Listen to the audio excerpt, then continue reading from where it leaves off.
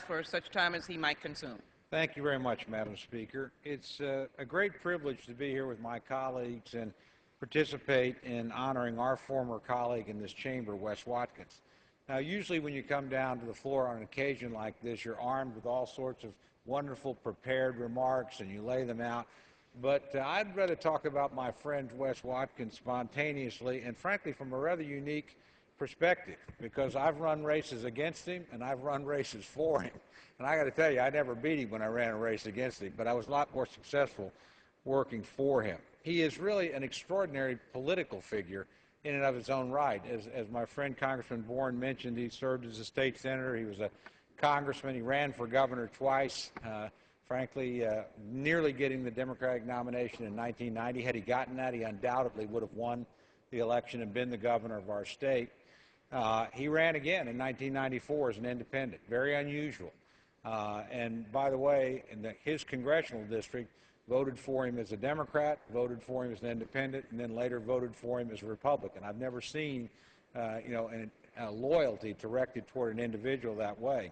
In the course of his 1990s, he got to be pretty good friends with my client, Frank Keating, who later went on to be governor. And Frank Keating thought so much of Wes Watkins, his opponent, that he offered him a job, offered him a position would be more appropriate, in his cabinet as a Secretary for International Trade, because Wes was so passionate about bringing jobs and opportunity to the people of Oklahoma. That says a lot about you as an individual, that one of your opponents thinks so highly of you that they want to move you over and into their administration.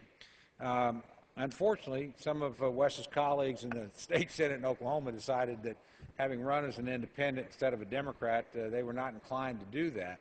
But a number of years later, an opportunity came up when the seat that he won came open again. Our good friend Bill Brewster decided to retire, and I remember Wes was still registered as an independent.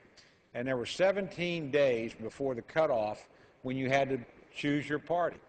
And when the minute that Frank Keating, then Governor Keating, saw that that congressional seat was open, he literally within 20 minutes called Wes Watkins and said, "Wes, I want you to run for Congress. I don't care if you run as an independent. I don't care if you run as a Democrat. I'm a Republican. I'd like you to run as that. That doesn't matter. We're going to do everything we can. We need you back in the Congress of the United States. We need your passion and your commitment for economic development and to help the people of this state." And Wes, honestly made, I would say, a tough political call, because he would have won as a Democrat. He would have won as an independent.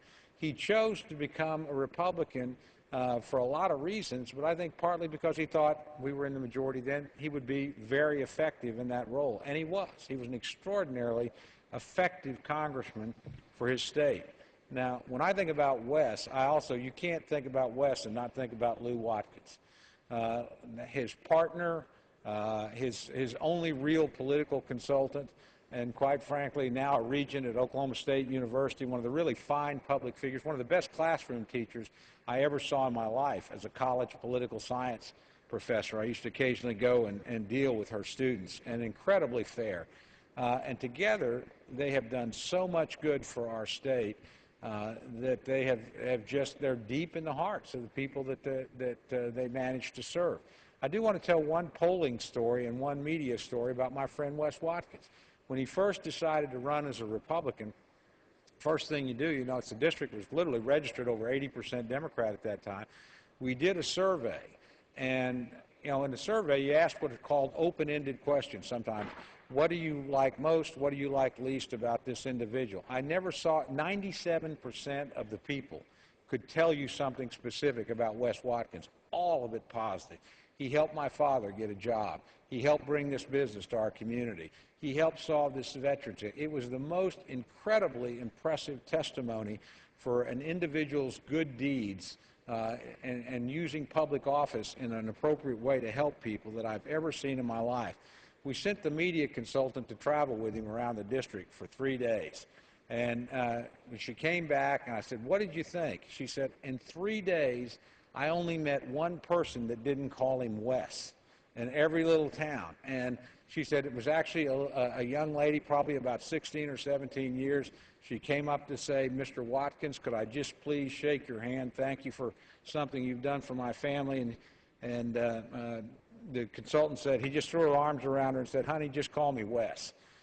He's just a remarkable human being, and I want to thank both my colleagues for this recognition, particularly my good friend Dan Bourne, who worked with him. Wes Watkins has done as much for our state as anybody I've seen in my political lifetime, and continues to do it, and so do Lou, and this is such a fitting and appropriate honor.